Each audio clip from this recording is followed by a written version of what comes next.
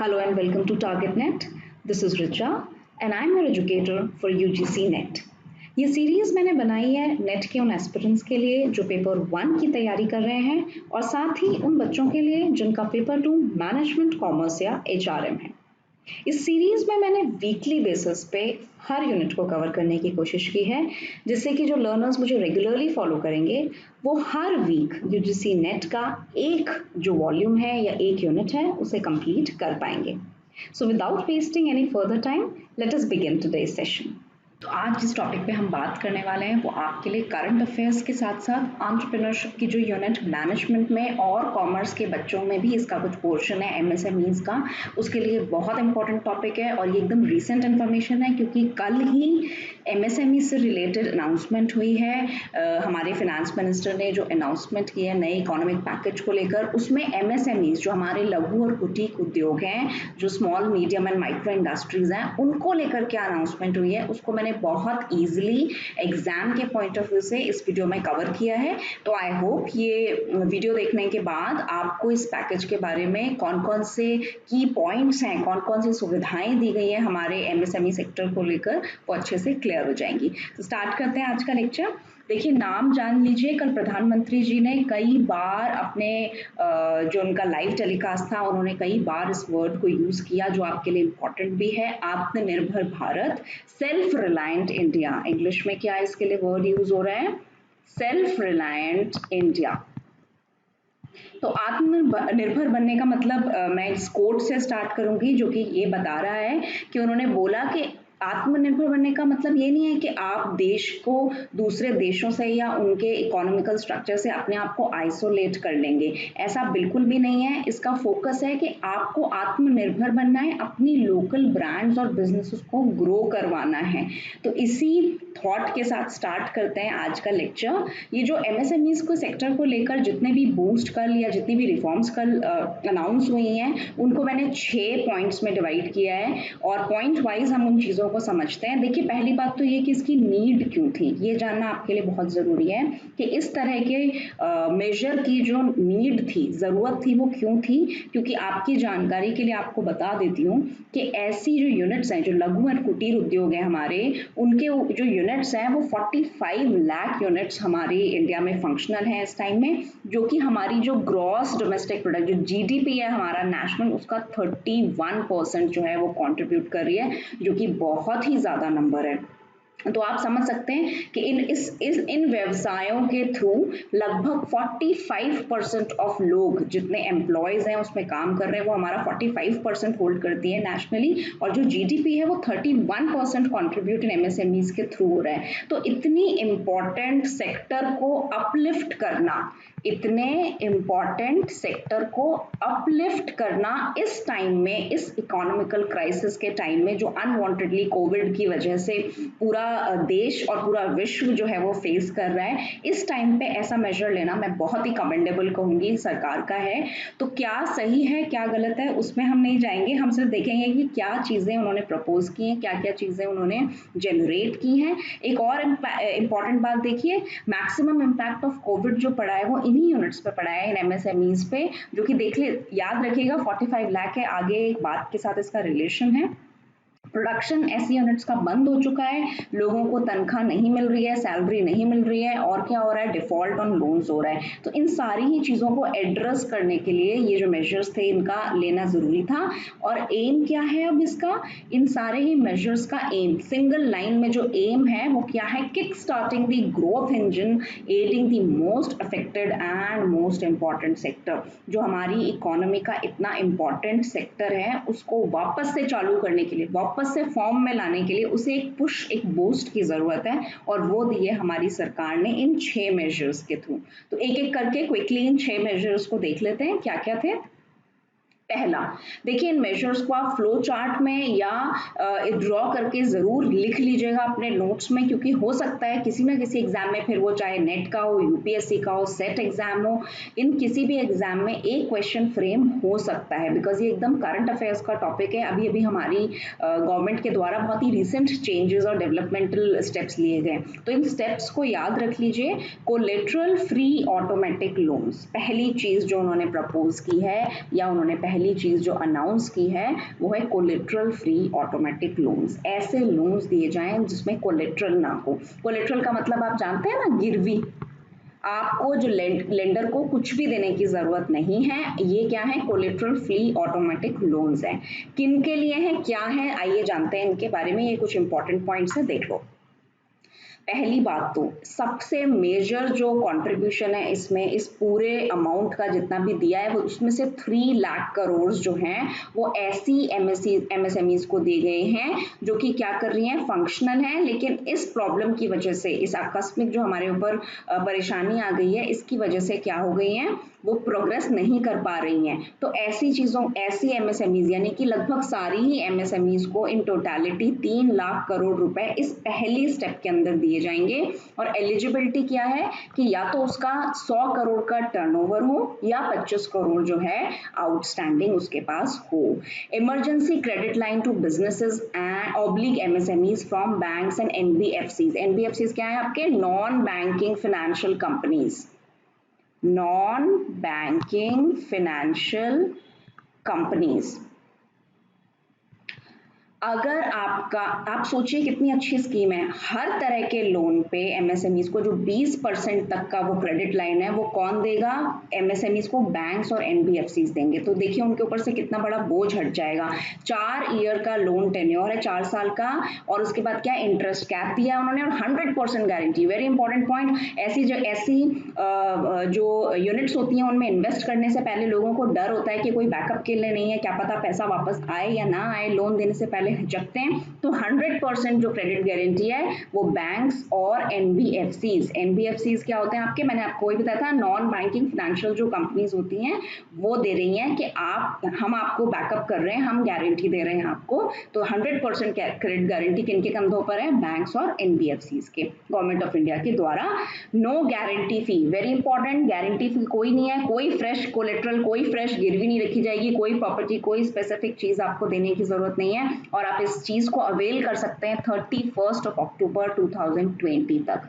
तो ये एक बहुत ही अच्छा स्टेप है उन सारी एमएसएमईज को जिनको अपना लोन उतारने में, 20% तक का लोन उतारने में 3 लाख करोड़ रुपए जो है वो दिए जाएंगे। अगला स्टेप देखते हैं, सबॉर्डिनेट डेट स्ट्रेस्ड एमएसएमईज। अब ये ध्यान रखिएगा कि जो सेकंड स्टेप में उद्धार करने की या उनको बचाने की या उनको हेल्प करने की बात हो रही है, वो स्ट्रेस्ड जो एमएसएमईज हैं उनकी बात हो रही है। देखते हैं उनके लिए क्या करना है। 20,000 crore of equity support, 20,000 crore का इक्विटी सपोर्ट दिया जा रहा है। जो स्ट्रेस्ड हैं, किसी वजह से काम नहीं कर पा रही, डेट है उनके ऊपर बहुत ज्यादा, जो परफॉर्म नहीं कर पा रही हैं, स्ट्रेस्ड एमएसएमईज हैं, उनके लिए क्या है, 20,000 करोड़ का इक्विटी सपोर्ट है। और क्या है, ऐसी उनमें से कितनी है, वो जो 45 लाख थी उनमें से लगभग 2 लाख एमएसएमईज ऐसी हैं जो इस टाइम स्ट्रेस्ड हैं, उनको पैसे की जरूरत है दोबारा से काम करने के लिए, प्रोडक्शन स्टार्ट करने के लिए। तो ऐसी इनके लिए कौन एलिजिबल है? देखो, functioning MSMEs which are non performing assets और स्ट्रेस्ड, जो एनपीए हो चुकी हैं और स्ट्रेस्ड हैं, वो इस तरह के सपोर्ट के लिए एलिजिबल हैं और उन्हें 20,000 करोड़ की जो है इक्विटी सपोर्ट दिया जा रहा है ताकि वो एक्सपैंड कर सकें। क्या हो सके, क्या कर सकें, एक्सपैंड कर सकें, वापस से रिवाइव कर सकें। CGTMSE, credit guarantee fund trust, एक बार लिख लेते हैं इसको, credit guarantee fund trust for micro and small industries. SIDBI के साथ मिलके पहले से ही ये यूनिट जो है वो एमएसएमईज के लिए काम कर रही है। तो अब भी इसमें 4,000 करोड़ जो हैं वो सीजीटीएमएसई को दिए जाएंगे इसमें से, और ये क्या करेगी, पार्शियल क्रेडिट जो है वो, जो पार्शियली कंट्रीब्यूशन रहेगा वो इसका रहेगा, वो क्रेडिट गारंटी सीजीटीएमएसई में देगी। ये सबऑर्डिनेट डेट का सेकेंड पॉइंट है, जो उनके ऊपर कर्जा है स्ट्रेस्ड एमएसएमईज को, उनको चुकाने के लिए उनको मदद की जाएगी, किसके द्वारा, 20,000 करोड़ रुपए के इक्विटी सपोर्ट के द्वारा। दूसरा पॉइंट। तीसरा देखते हैं, equity infusion, MSMEs with growth potential. अब ये वो एमएसएमईज जो कि बहुत अच्छा कर सकती हैं आने वाले टाइम में, उनको एक्सपैंड करने के लिए, उनके इक्विटी को बढ़ाने के लिए फर्दर उसमें कंट्रीब्यूट किया गवर्नमेंट ने। क्या किया है देखो, it addresses severe shortage of equity. उनके पास पैसे की कमी है तो उस शॉर्टेज को दूर करने के लिए तीसरे स्टेप में प्रपोजल दिए गए हैं और टारगेट इन्फ्यूजन है 50,000 करोड़ रुपए का। याद रखिएगा, टारगेट इन्फ्यूजन 50,000 करोड़ का है, जिसमें से कॉर्पस ऑफ फंड्स का एक ढेर बनाने की बात हो रही है 10,000 करोड़। अब यहाँ पे दो चीजें हैं, एक है मदर फंड और एक है डॉटर फंड। ये दो फंड्स के थ्रू 50,000 करोड़ रुपए जो हैं वो दिए जाएंगे। 40 दिए जाएंगे डॉटर फंड की तरफ से और जो मदर फंड है इनिशियली ये 10,000 करोड़ वाला है, ये वाला। तो इन दोनों के माध्यम से इस चीज को फंड किया जाएगा, उनकी इक्विटी की शॉर्टेज को कम किया जाएगा। किस लिए कर रहे हैं हम? उनका ग्रोथ पोटेंशियल बढ़ाने के लिए, उनकी साइज और कैपेसिटी, जो अच्छी परफॉर्मिंग एमएसएमईज हैं उनको बढ़ाने के लिए।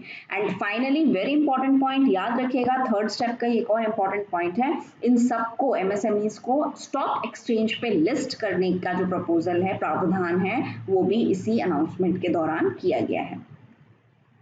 आगे चलते हैं, बहुत इंपॉर्टेंट पॉइंट जो एग्जाम के पॉइंट ऑफ व्यू से, स्पेशली एंटरप्रेन्योरशिप की जो यूनिट है उसमें एमएसएमईज वाला पोर्शन है, मैनेजमेंट के बच्चों के लिए, उनके लिए बहुत इंपॉर्टेंट हो जाता है, क्योंकि पहले भी कई क्वेश्चन फ्रेम हुए हैं कि किन यूनिट्स को जो है वो इसके अंदर माना जाता है, उनका टर्नओवर कितना होना चाहिए, इन्वेस्टमेंट कितना होना चाहिए। जो इसकी पहली लिमिट थी, जो पहली इसकी टेबल थी, मैंने एक टेबल इसमें इंट्रोड्यूस की है, जो पहले स्मॉल, मीडियम और माइक्रो इंडस्ट्रीज की डेफिनेशन थी उसको चेंज कर दिया गया है दो पर्सपेक्टिव में। पहला तो पैसे को लेकर, टर्नओवर को लेकर, और दूसरा देखिए टर्नओवर के क्राइटेरिया, इन्वेस्टमेंट लिमिट, दोनों ये हमेशा ही देखे जाते थे, तो इन दोनों के कंटेक्स्ट में। और दूसरा, मैन्युफैक्चरिंग यूनिट्स जो है एमएसएमईज की और जो सर्विस हैं, दोनों में डिस्टिंक्शन जो है वो बंद कर दिया है। अब इकट्ठा उनका नाम एंड लगा के जो है वो प्रपोज किया गया है, वो इम्प्लीमेंट किए जाने की बात हो गई है। देख लेते हैं, इस टेबल से समझते हैं।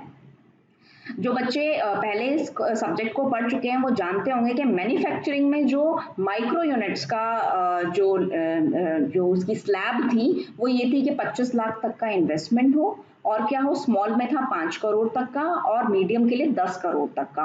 While on the contrary service enterprises में ये 10 लाख, 2 करोड़ और 5 करोड़ था। तो इन लोगों को, इन इंडस्ट्रीज को बोला जाएगा माइक्रो, स्मॉल और मीडियम। ये पुराना क्राइटेरिया था। रिवाइज देख लेते हैं, यहाँ पे रिवाइज क्या कह रहा है कि पहली बात तो मैन्युफैक्चरिंग और सर्विसेज अब क्या हो गई हैं, इकट्ठी हो गई हैं।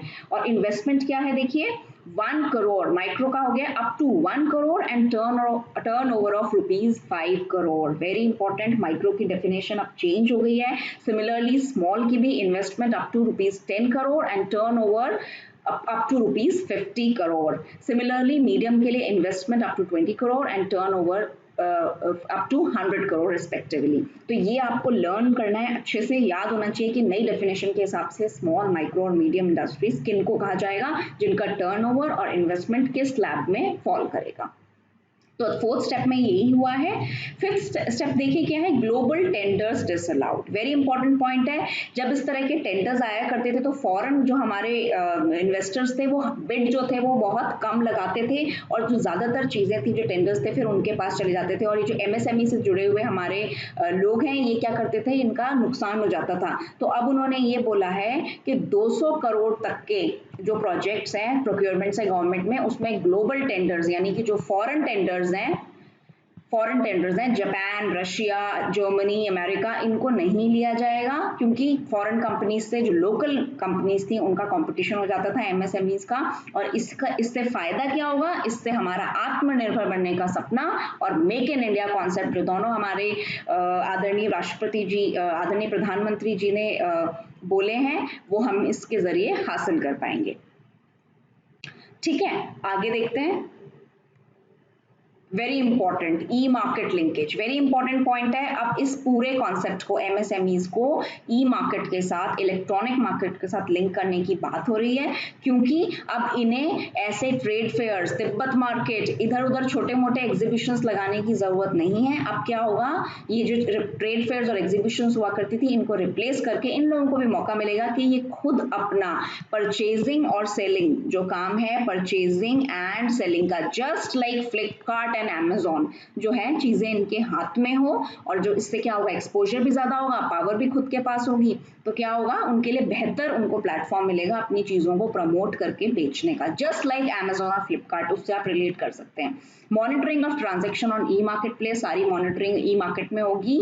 और ये 6 ही पॉइंट थे, मैंने 7th एक सब पॉइंट बताया है। इनमें जो भी आउटस्टैंडिंग ड्यूज हैं, जो भी गवर्नमेंट को ड्यूज जो हो जाती हैं वो कई बार पे करने में लेट हो जाते थे, तो इससे जो इन्वेस्टर्स होते थे उनको बहुत प्रॉब्लम होती थी। तो उन्होंने अब क्या किया है कि जो 45 दिन के अंदर जितने भी रिसीवेबल्स हैं गवर्नमेंट के, वो क्या करेगी सरकार जो है वो उसको क्लियर कर देगी। सीपीएससी क्या है, हमारे सेंट्रल पब्लिक सेक्टर एंटरप्राइजेज हैं, तो गवर्नमेंट और ये मिलकर उसको क्लियर कर देगी। तो इस तरह से ओवरऑल पर्सपेक्टिव में क्या होने वाला है, हमारे लघु और कुटीर उद्योग को इन सारे ही सपोर्ट की वजह से बहुत फायदा होने वाला है। और ये इस इकोनॉमिक पैकेज का जो पार्ट था एमएसएमई से रिलेटेड, ये मैंने इन 6 स्टेप्स के जरिए आपको समझाने की कोशिश की है।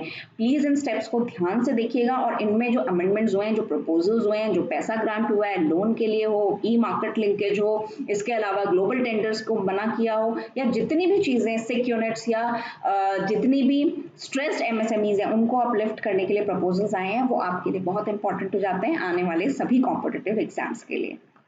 That was all for today's session. अगर आज के सेशन में आपको कोई डाउट है या आप कोई क्वेश्चन पूछना चाहते हैं तो मुझे कमेंट सेक्शन में लिखकर ज़रूर बताइएगा। और अगर आज का सेशन आपको अच्छा लगता है then do like, subscribe and share my channel. Thank you so much and see you in the next session. Bye bye.